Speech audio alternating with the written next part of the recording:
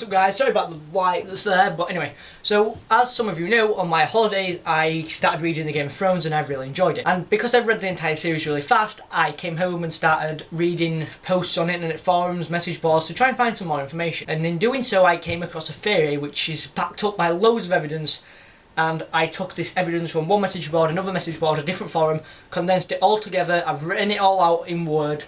It's going to be about a 7-part series in which I explore the Great Northern Conspiracy, and I will share it with you guys on the interwebs. So of course, spoilers, duh, it is Game of Thrones. So yeah, I will explore the possibility of a pro-Stark alliance forming from the rubble of the North. Anyway, throughout A Dance with Dragons, we see the complete and utter loyalty that the North has to the Stark. For example, Lyanna Mormont completely rejects Stannis Baratheon as her king, saying, "Bear Island knows no king but the king in the north, whose name is Stark." That's a bit weird in itself, considering most of the Starks are either missing or dead. And again, we have Wylan Manderly, a 15-year-old girl who denounces the treacherous lies of the Freys to the entire court of her grandfather. 1,000 years before the conquest, a promise was made, an oath was sworn in the Wolf's Den, before the old gods and the new. When we were sore beset and friendless, hounded from our homes, and in the peril of our lives, the wolves took us in, and nourished us, protected us against our enemies.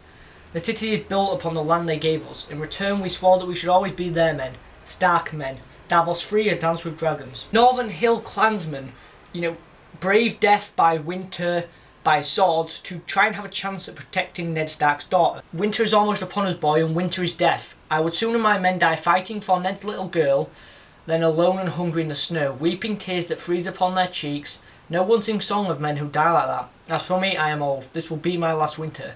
Let me bathe in Bolton blood before I die. I want to feel it splatter across my face when my axe bites deep into a Bolton skull. I want to lick it off my lips and die with the taste of it on my tongue. Asher 2, The King's Prize, A Dance with Dragons. And of course we have Wyman Manderly, who's so brave that he bakes freezing pies and serves it to the usurping Boltons. Foes and friends are all around me, Lord Davos. They infest my city like roaches, and at night I feel them crawling all over me. The fat man's fingers coiled into a fist and his chins tremble. My son Wendell came to the twins a guest. He ate Lord Walder's bread and salt, hung his sword upon the wall to feast with his friends, and they murdered him. Murdered, I say, and may the Freys choke upon their fables. I drink with Jared, Jake with Simon, promise Rhaegar the hand of my own beloved daughter, but never think that means I've forgotten. The North remembers, Lord Davos. The North remembers, and the Mummer's fast is almost done.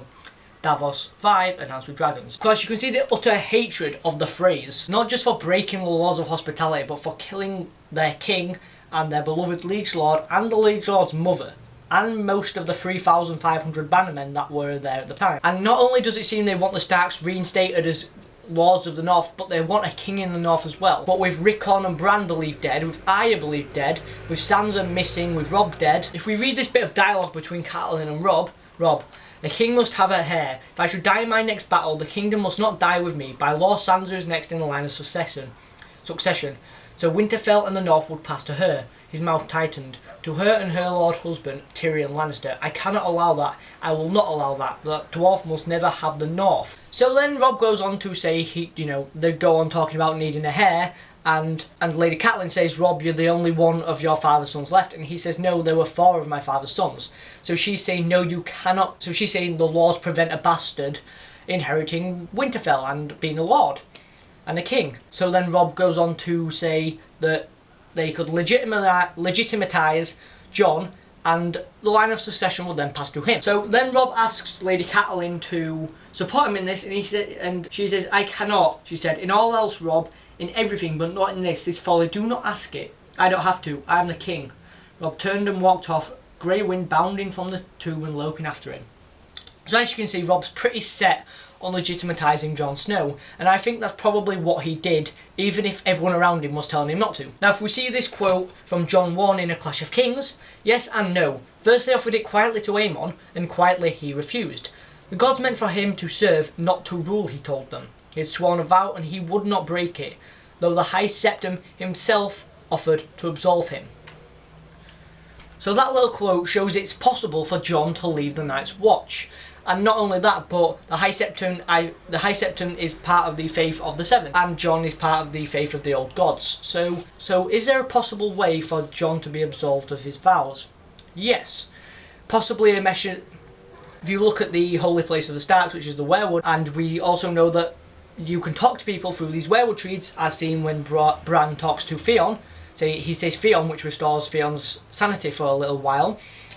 Would it not be possible for the Blood Raven to send a sign through the werewood which would absolve Jon of his vows? Bearing all this in mind, there's only two things that could stop Jon being the king in the North. If Robb's wife had a son, or if all those who witnessed Robb's legitimisation of Jon are all dead. However, if you look at the TV series, Talisa Stark, Robb's wife, died, and so did the unborn child.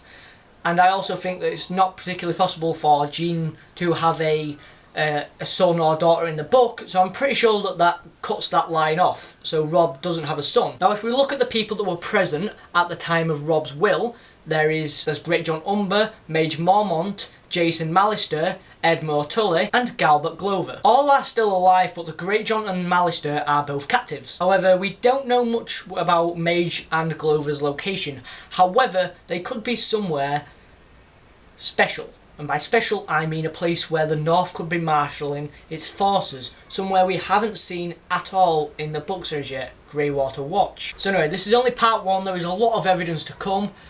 Please like, comment and subscribe down below. I hope you guys all like this. I will continue doing this as long as it gets a good amount of views and likes and stuff. I am also planning on uploading other theories and conspiracies about Game of Thrones and possibly other books and films, if that's the kind of stuff that you guys would want to see. So I will be uploading these kind of videos one day, the next day a Lanzarote vlog, and then the next day just a video like this. So I'm planning to put a lot of effort into these this theory type thing, so please give it a like. And just a disclaimer, this is all like kind of hearsay, reading between the lines, looking at the tiny little bits of conversation in the books and putting it all together to formulate a conspiracy theory. So of course this could just be wishful thinking. Well, it is wishful thinking because George R.R. Martin has basically shown us that good does not always triumph in the end. He chopped Ned Stark's head off in the first book, which was kind of like turning fantasy on its head.